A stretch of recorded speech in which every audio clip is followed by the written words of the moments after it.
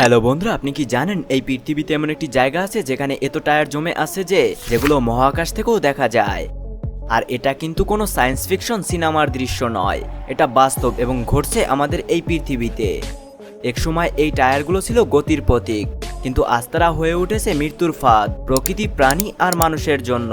চলুন ঢুকে পড়ি বিশ্বের সবচেয়ে ভয়ঙ্কর টায়ার কবরস্থানে, যেখানে প্রতিটি চাকায় লুকিয়ে রয়েছে এক একটা চমকপ্রদ গল্প। তাই ভিডিওটি শেষ পর্যন্ত দেখুন এবং ভিডিওটিতে একটি লাইক দিন। আর আপনি যদি রহস্যের সমাহার চ্যানেলের নতুন দর্শক হয়ে থাকেন তাহলে অনুরোধ করব চ্যানেলটি সাবস্ক্রাইব করার জন্য এবং পাশে থাকা বেল আইকনটি অলে প্রেস করার জন্য। বন্ধুরা, এখন আপনারা যে জায়গাটি দেখছেন এটি কুয়েতের আল সুলাইবিয়া ও আরভিয়া এলাকায় অবস্থিত, আর এটি বিশ্বের সবচেয়ে বড় টায়ার কবরস্থান। একসময় এখানে জমা ছিল প্রায় 42 মিলিয়ন থেকে 50 মিলিয়ন পর্যন্ত পুরনো টায়ার। আর বছরের পর বছর ধরে বাতিল টায়ারগুলো এনে এখানে স্তূপ করে রাখা হয়েছে। আর এর পরিমাণ এত বেশি ছিল যে আকাশ থেকে তাকালে মনে হয় কালো রঙের ঢেউ খেলানো বিশাল সমুদ্র। তাছাড়া এই টায়ার কবরস্থানের সূচনায় আজ থেকে প্রায় 2 দশক আগে প্রথমে কয়েক লক্ষ টায়ার জমা হতে থাকে, পরে তা কয়েক কোটিতে ছড়িয়ে পড়ে।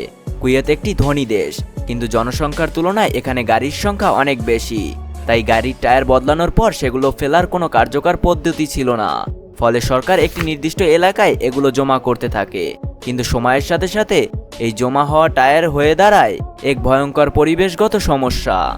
তাছাড়া এই পুরনো টায়ারগুলো যে শুধু জায়গায় দখল করে তা নয়, এগুলো পরিবেশেরও মারাত্মক ক্ষতি করে। রাবার কেমিক্যাল মিশ্রণে তৈরি এই টায়ার শত শত বছরের সম্পূর্ণভাবে নষ্ট হয় না। আর এই টায়ার থেকে তৈরি হওয়া সবচেয়ে বড় বিপদের নাম হলো আগুন। একবার টায়ারে আগুন লাগলে তা সপ্তাহের পর সপ্তাহ, এমনকি মাসের পর মাস ধরে জ্বলতে থাকে। এই আগুন থেকে বের হওয়া কালো বিষাক্ত ধোঁয়া যা বাতাসকে দূষিত করে এবং শ্বাসকষ্ট এবং ক্যান্সার সহ নানা রোগের ঝুঁকি বাড়ায়। এছাড়া বৃষ্টির পানি জমে গেলে টায়ার হয়ে ওঠে মশা ও ক্ষতিকর পোকামাকড়ের প্রজনন কেন্দ্র। আর 2012 সালে এই কবরস্থানে ভয়ঙ্কর এক অগ্নিকাণ্ড ঘটে, যাতে 5 মিলিয়ন টায়ার পুড়ে যায়। আর এর ধোঁয়া এতটাই ঘন ছিল যে কয়েক কিলোমিটার দূর থেকেও তা স্পষ্ট দেখা যাচ্ছিল। কিন্তু এই ভয়াবহ ঘটনার পরেও বিপদ থামেনি। 2019 সালে এবং 20 সালেও এখানে বড় ধরনের আগুন লেগেছে। আর এসব আগুন যে শুধু স্থানীয় জনগণের জন্যই ক্ষতিকর তা নয়, বরং আশেপাশের দেশের জন্যও ছিল মারাত্মক হুমকি। আর অবশেষে কুয়েত সরকার এই সমস্যার গুরুত্ব বুঝতে পারে এবং পদক্ষেপ নিতে শুরু করে। 2021 সালে তারা সিদ্ধান্ত নেয় এই টায়ারগুলো সরিয়ে রিসাইক্লিং প্ল্যান্টে নিয়ে যাওয়ার। আর এই কার্য সম্পূর্ণ করার জন্য কুয়েত সরকার ইপিএসকো নামক একটি কোম্পানিকে দায়িত্ব দেয়। তারা পুরনো টায়ার থেকে ফ্লোরিং টাইল, খেলাধুলা ও মাঠের জন্য রাবার গ্রাউনিল, এমনকি পাইরোলিসিস পদ্ধতিতে তেল তৈরি করছে। আর এভাবেই ধাপে ধাপে 42 মিলিয়নেরও বেশি টায়ার সরিয়ে নতুন সালমি এলাকায় স্থানান্তর করা হয়েছে। তাছাড়া কুয়েত সরকারের পরিকল্পনা শুধু রিসাইক্লিং নয়, এই খালি হয়ে যাওয়া এলাকায় ভবিষ্যতে 25,000 নতুন বাড়ি তৈরি করা হবে। ফলে একদিকে যেমন বর্জ্য সমস্যার সমাধান হচ্ছে, অন্যদিকে নতুন বসতি তৈরির সুযোগও সৃষ্টি হচ্ছে। তাছাড়া কুয়েতই একমাত্র দেশ নয় যেখানে টায়ারের কবরস্থান আছে।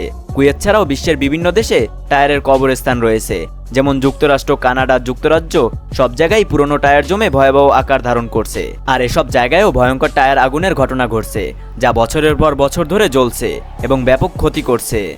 আর কুয়েতের টায়ার কবরস্থানের গল্প আমাদের শেখায় যে কোনো বজ্র, বিশেষ করে রাবার ও প্লাস্টিক যদি সঠিকভাবে ব্যবস্থাপনা না করা হয় তাহলে তা একদিন ভয়ঙ্কর সংকটের রূপ নেয়। হয়তো আজকের যুগে কুয়েত প্রযুক্তি ও সচেতনতার মাধ্যমে এই সংকট মোকাবেলা শুরু করেছে, কিন্তু এতে শ্রম, সময় এবং বিপুল অর্থ ব্যয় হচ্ছে। আর আমাদের উচিত এখন থেকেই বজ্র কমানো এবং পূর্ণ ব্যবহারকে অগ্রাধিকার দেওয়া, কারণ পৃথিবী একটাই আর এর ভবিষ্যৎ নির্ভর করছে আমাদের হাতে। আর যদি আমরা আজ দায়িত্বশীল হই তাহলে হয়তো আগামী প্রজন্ম আর কোনো বিশ্ব বৃহত্তম টায়ার কবরস্থানের গল্প শুনবে না, বরং দেখবে একটি পরিচ্ছন্ন ও নিরাপদ পৃথিবী। তো বন্ধুরা, আজকের ভিডিওটি এই পর্যন্তই। ভিডিওটি কেমন হয়েছে তা কমেন্টে জানান। ভিডিওটি ভালো লাগলে ভিডিওটি লাইক করুন। আর আপনি যদি রহস্যের সমাহার চ্যানেলের নতুন দর্শক হয়ে থাকেন তাহলে অনুরোধ করব চ্যানেলটি সাবস্ক্রাইব করার জন্য এবং পাশে থাকা বেল আইকনটি অলে প্রেস করার জন্য।